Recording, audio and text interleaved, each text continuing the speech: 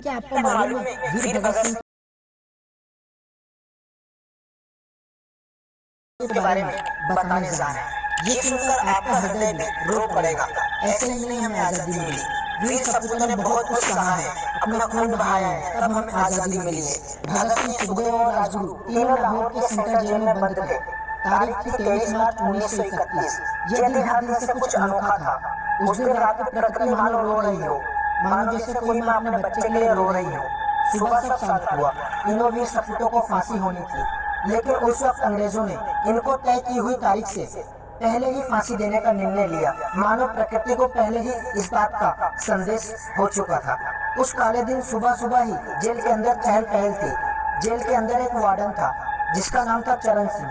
चरण सिंह ने सभी कैदियों को आवाज लगाकर कहा, सभी अपनी अपनी कोठरियों में चले जाओ। सभी कैदी चौंक गए। आज इतनी जल्दी कोठरी में जाने को आदेश क्यों आया है? वार्डन चरण सिंह ने कहा, ये ऊपर से ऑर्डर है, हमें कुछ नहीं पता। सभी कोठरियों में जाओ।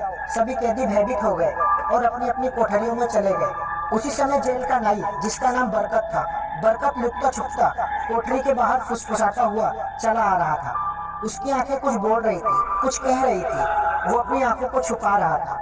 एक कैदी ने धीरे से उस नाई से पूछा, क्या बात है, आज इतनी जल्दी क्यों बंद किया गया हमें, क्या कारण है? तो बरकत नाई ने उसके कानों में धीरे से कहा, पता है, आज रात एक दिन पहले ही भगत सिंह, सुखदेव और राजगुरु, इन तीनों को फांसी दी जाएगी। सभी कैदियों की आंखों में आंसू आ गए। उस वक्त पंजाब के एक कैदी ने बरकत नाई से कहा, क्या तुम भगत सिंह की कोठरी तक जाओगे? क्यों? कैदी बोला, जाओ, जाकर भगत सिंह का कोई भी सामान मिले, पेन मिले, उसका कपड़ा मिले,